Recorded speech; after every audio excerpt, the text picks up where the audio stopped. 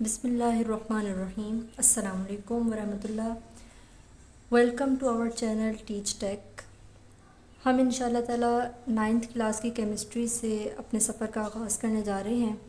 और जैसा कि आप लोगों को मालूम है कि पंजाब टेक्स्ट बुक बोर्ड ने इस दफ़ा सिलेबस रिवाइज़ किया है, तो हम लोग कोशिश करेंगे कि इंशाल्लाह जिस बेस पर ये सिलेबस रिवाइज़ हुआ था कि ताकि स्टूडेंट्स को कॉन्सेप्ट बेस लेकर चला जाए और कॉन्सेप्ट उनका ज़्यादा स्ट्रॉन्ग हो एज़ कम्पेयर टू रटा।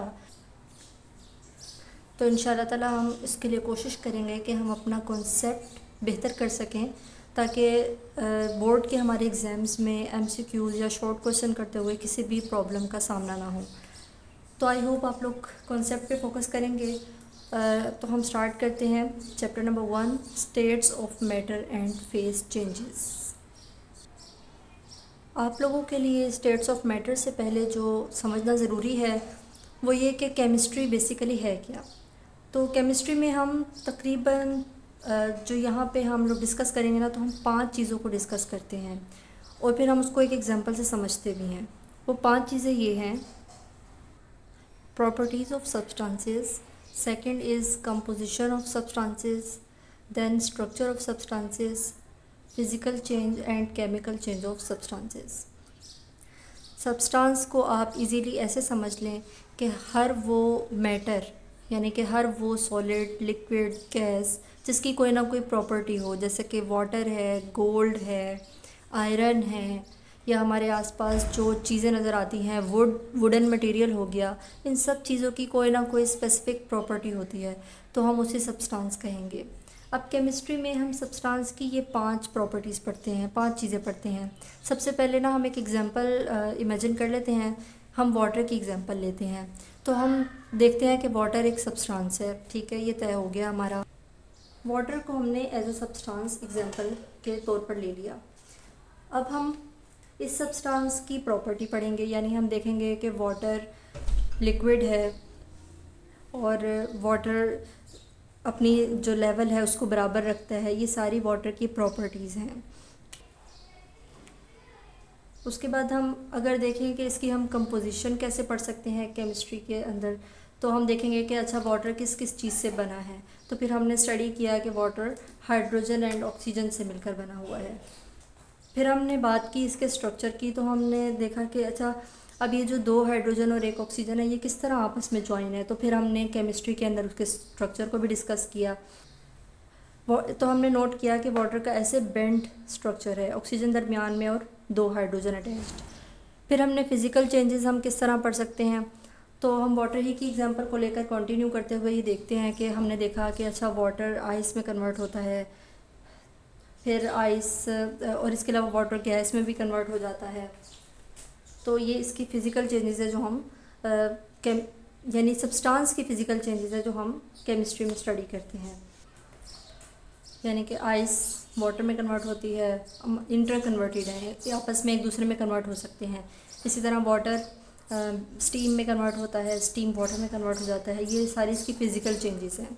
केमिकल चेंज में आता है कि अगर हम देखें कि 2 सब्सटेंस मिलकर एक नया सब्सटेंस बना रहे हैं, तो ये केमिकल चेंज आ गया। इसी तरह वाटर जब टूटेगा, डिकम्पोज होगा, तो इन दोनों में कन्वर्ट होगा, तो ये केमिकल चेंजेस हैं। आई होप ये आप लोगों को समझ आ गया होगा कि केमिस्ट्री में हम किसी भी सब्सटेंस की प्रॉपर्टीज़, कंपोजिशन, स्ट्रक्चर, फिज़िकल और केमिकल चेंज को किस तरह डिस्कस करते हैं। मैंने वाटर को एज एन एग्जांपल लिया था, बाकी हर सब्सटेंस को हम इसी तरह डिटेल में पढ़ते हैं। तो यहाँ तक क्लियर हो गया होगा कि केमिस्ट्री क्या है। अब हम नेक्स्ट मूव करते हैं ब्रांचेस ऑफ केमिस्ट्री पर। अच्छा, जिस तरह साइंस की ब्रांच केमिस्ट्री है, इसी तरह केमिस्ट्री की भी डिफरेंट ब्रांचेस हैं। वो हम 1 बाय 1 पढ़ेंगे। आपने 11 ब्रांचेस पढ़नी हैं और ये मेन ब्रांचेस हैं। तो हम स्टार्ट करते हैं फ़िज़िकल केमिस्ट्री से। फ़िज़िकल केमिस्ट्री में हम पढ़ते हैं कि how different substances work in specific situations. For example, इसकी सिंपल सी आप एग्ज़ाम्पल लें, मेल्टिंग ऑफ आइस। देखें, हमने क्या किया, एक आइस का ब्लॉक लिया और उसको हमने फ्लोर पे रख दिया। थोड़ी देर बाद हमने नोट किया कि वो मेल्ट होना शुरू हो गई है। तो हमने स्टडी किया और ये देखा कि अच्छा एक्चुअली जो आइस का ब्लॉक था उसका टेम्परेचर कम था और जो फ्लोर था उसका टेम्परेचर ज़्यादा था। तो जो हीट थी वो हाई से लो की तरफ जाती है हमेशा। तो हीट ने फ्लोर से मूव करके आइस की तरफ जाना शुरू किया जब तक कि इन दोनों का, फ्लोर का और आइस का टेम्परेचर बराबर ना हो गया। जब आइस को हीट मिली तो आइस ने मेल्ट होना शुरू कर दिया। तो ये एक सिंपल सा फिनोमेना था जिसकी बेस पर हमने ये कहा कि अच्छा, अगर हमने चीज़ों को कोल्ड रखना है तो हमने क्या करना होगा, हमने हीट को रिमूव कर देना है। ओके, तो इसी ऑब्जर्वेशन की बेस पर हमने एक्सपेरिमेंट्स किए और रेफ्रिजरेटर बनाया। हमने कहा कि रेफ्रिजरेटर में से अब हीट का काम तो फ़्लो करना है ना, वो ऑटोमेटिकली फ़्लो करती है हाई से लो, हम जितना मर्ज़ी हमें बुरा लगे। तो हमने क्या किया, हमने कहा कि अच्छा, रेफ्रिजरेटर में हम एक ऐसा फिनोमेना बनाएंगे जिसकी बेस पर हीट रेफ्रिजरेटर के अंदर जा ही ना सके। तो हम क्या करते हैं, फिर हम उसको आर्टिफिशियली हीट को रिमूव करते हैं रेफ्रिजरेटर से, और रेफ्रिजरेटर कोल्ड रहता है और वहाँ पर जो चीज़ें हैं वो प्रिजर्व रहती हैं। तो ये एक सिंपल सा फिनोमेना है और हमने वो किस बेस पर किया कि हमने देखा कि सब्सटेंस डिफरेंट सिचुएशंस में कैसे वर्क करते हैं। आइस के पास, आइस को जब हीट नहीं मिली थी तब तक वो कैसी थी, जब उसको हीट मिली तब वो कैसी हुई। तो ये डिफरेंट सिचुएशंस हैं। नेक्स्ट जो फिज़िकल केमिस्ट्री की एप्लीकेशन है वो ये है कि कोई भी केमिकल रिएक्शन हो रहा हो तो हम उसका रेट फाइंड आउट करते हैं। रेट का मतलब है कि वो कितनी स्पीड से हो रहा है। तो फॉर एग्ज़ाम्पल, इसकी एग्ज़ाम्पल आप लोग ऐसे लें कि एक फर्टिलाइज़र है, खाद, अमोनिया। अमोनिया एक फर्टिलाइज़र है और ये बनता कैसे है, नाइट्रोजन और हाइड्रोजन को मिलाकर अमोनिया बनता है। अब हमने डिफरेंट एक्सपेरिमेंट्स किए और हमने देखा कि अच्छा, अमोनिया का जो रिएक्शन है उसका रेट किन कंडीशंस पर जाकर तेज़ हो जाता है, यानी अमोनिया बनने का जो रेट है। अब हमने ये देखा कि अमोनिया किन कंडीशंस पर बहुत अच्छा बनता है, यानी कौन सी कंडीशन ऐसी हैं जो नाइट्रोजन और हाइड्रोजन को जल्दी से मिलाएंगी और जल्दी से हमारे पास प्रोडक्ट बनकर आ जाएगी। तो हमने नोट किया कि अच्छा, टेम्परेचर 450 होगा, प्रेशर 200 होगा, तो हमारे पास ये वाली प्रोडक्ट जल्दी आ जाएगी। तो ये बेसिकली फ़िज़िकल केमिस्ट्री की एप्लीकेशन है कि हम देखते हैं कि रेट ऑफ रिएक्शन किस तरह तेज़ हो सकता है। जितना रेट ऑफ रिएक्शन अच्छा जाएगा उतनी हमारी प्रोडक्ट जल्दी बन के तैयार होगी और उतना हमारा जो प्रोसेस होगा, इंडस्ट्रियल प्रोसेस होगा, वो इकोनॉमिक होगा। अगर आप लोगों को इसमें कोई भी डिफ़िकल्टी हो तो आप लोग कमेंट करके पूछ सकते हैं। I am available for you. तो अब हम मूव ऑन करते हैं नेक्स्ट ब्रांच पर, दैट इज़ इनऑर्गेनिक केमिस्ट्री। ये बहुत सिंपल ब्रांच है केमिस्ट्री की और इसमें आप लोग एक बात समझ लें, बल्कि इसी के साथ हम ऑर्गेनिक केमिस्ट्री को भी लेकर चलते हैं ताकि आप लोगों को कभी ये भूले ना बात। ऑर्गेनिक केमिस्ट्री ऐसी ब्रांच है केमिस्ट्री की जिसमें हम उन मॉलिक्यूल्स को, उन कंपाउंड्स को स्टडी करते हैं जिसमें कार्बन और हाइड्रोजन इकट्ठे मौजूद हों। इकट्ठे मौजूद होने से मुराद है कि एक मॉलिक्यूल है, देखें ये ग्लूकोज का फॉर्मूला है C6H12O6। अब आप देखें कि कार्बन और हाइड्रोजन एक ही मॉलिक्यूल में मौजूद हैं। इसी तरह एक और एग्जांपल हम लिख लेते हैं, एसिटिक एसिड यानी जो विनेगर हम अपने खानों में यूज़ करते हैं उसका फॉर्मूला है CH3COOH। तो यहाँ पे भी देखें कार्बन हाइड्रोजन, कार्बन हाइड्रोजन, चाहे एक कार्बन मौजूद हो चाहे एक हाइड्रोजन मौजूद हो, लेकिन अगर एक ही फार्मूला में आ रहे हैं वो ये दोनों एलिमेंट्स, तो इसका मतलब है कि वो ऑर्गेनिक कंपाउंड है और डेफिनेटली हम उसको ऑर्गेनिक केमिस्ट्री में डिस्कस करेंगे। उसकी जितने भी प्रॉपर्टीज़ हैं, उसका यूजेज है, एप्लीकेशंस, उसकी फ़िज़िकल केमिकल चेंजेस, हर चीज़ हम ऑर्गेनिक केमिस्ट्री में पढ़ेंगे। इसके बरक्स अगर कोई ऐसा मॉलिक्यूल है जो कार्बन और हाइड्रोजन जिसमें इकट्ठे नहीं आ रहे, चाहे अलग अलग आ रहे हो, हमें उससे कोई लेना देना नहीं, लेकिन अगर इकट्ठे नहीं आ रहे तो हम उसको इनऑर्गेनिक केमिस्ट्री में डिस्कस करेंगे। जैसे कि कुछ एग्जांपल्स हैं, कार्बन डाइऑक्साइड में सिर्फ कार्बन है, हाइड्रोजन नहीं है। इस वाले फार्मूला में कार्बन मिस है, इस वाले फार्मूला में हाइड्रोजन तो है, कार्बन नहीं है। इस वाले फार्मूला में कार्बन भी है लेकिन हाइड्रोजन नहीं है। तो ये सारे कंपाउंड्स जो हैं जिनमें कार्बन और हाइड्रोजन इकट्ठे नहीं आ रहे, हम उसको किस में पढ़ेंगे, इनऑर्गेनिक केमिस्ट्री में।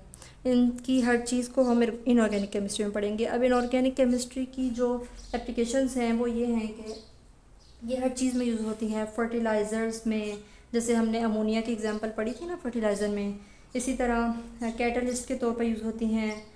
कोटिंग हम करते हैं चीज़ों पर, चीज़ों को बचाने के लिए, जैसे पेंट्स वगैरह हो गए, तो वो इनऑर्गेनिक केमिस्ट्री में यूज़ होते हैं।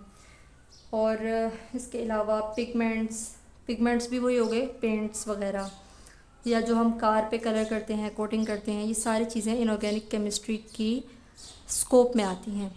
ऑर्गेनिक केमिस्ट्री के क्या स्कोप है? ऑर्गेनिक केमिस्ट्री का तो वास्ट स्कोप है, और इसका जो सबसे ज़्यादा स्कोप अगर हम देखें ना, तो मेडिसिन्स में बहुत ज़्यादा यूज़ होती है।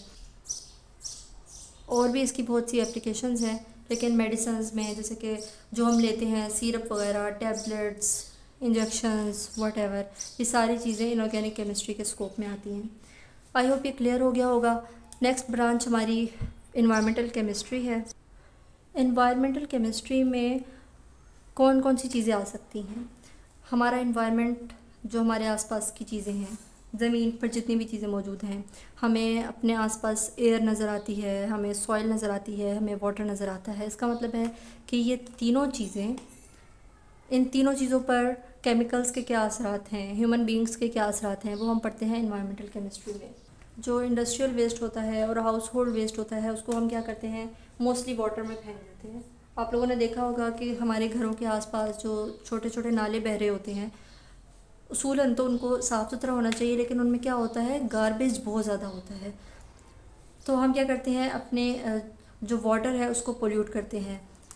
अब हमारे इंडस्ट्रीज़ से, हमारे घरों से जितने भी केमिकल्स हैं वो वाटर में चले गए। अब उन्होंने वाटर में जितनी भी लाइफ है, नालों से क्या होगा, वो रिवर्स में जाएंगे, रिवर्स से आगे वो ओशंस में जाएंगे, और फिर वहाँ जाकर वो एक्वेटिक लाइफ को डिस्टर्ब करते हैं।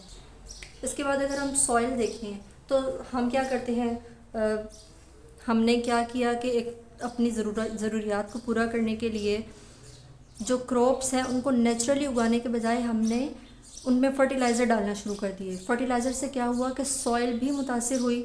चलो थोड़ी देर के लिए क्रॉप तो बन गई, लेकिन सॉइल की जो फर्टिलिटी है वो मुतासिर होती है।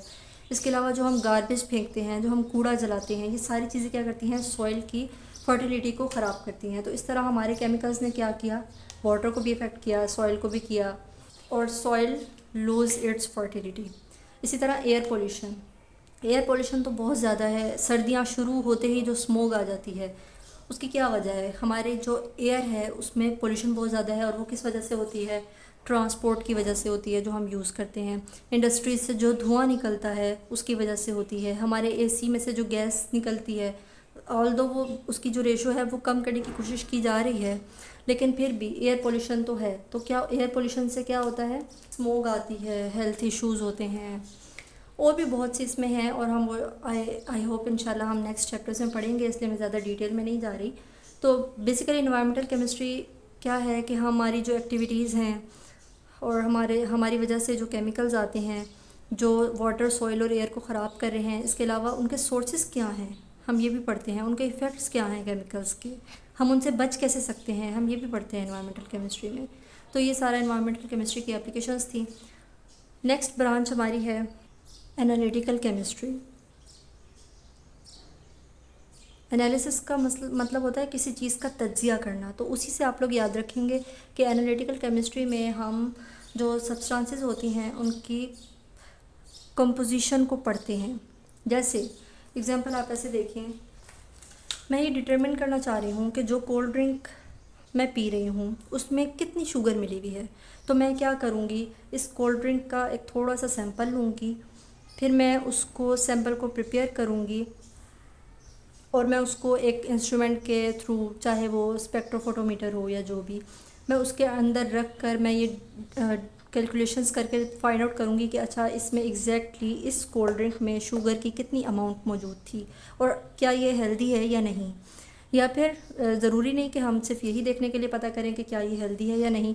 जो हमने वहाँ लिखी होती है बोतल, जो कोल्ड ड्रिंक्स की बोतल होती हैं, उस पर अमाउंट लिखी होती है कि पर 100 ml इतनी एवरेज है शुगर की। तो वो किस तरह फाइंड आउट करते हैं, इसी तरह करते हैं। बेसिकली एक सैंपल लेते हैं और उसको एनालाइज करते हैं, और ये सारा किस में आता है, एनालिटिकल केमिस्ट्री में हम पढ़ते हैं एनालिसिस। ये एक सिंपल सी एग्जांपल के साथ एनालिटिकल केमिस्ट्री आई होप आप लोगों को समझ आई होगी कि एग्जैक्टली हम इसमें करते क्या हैं।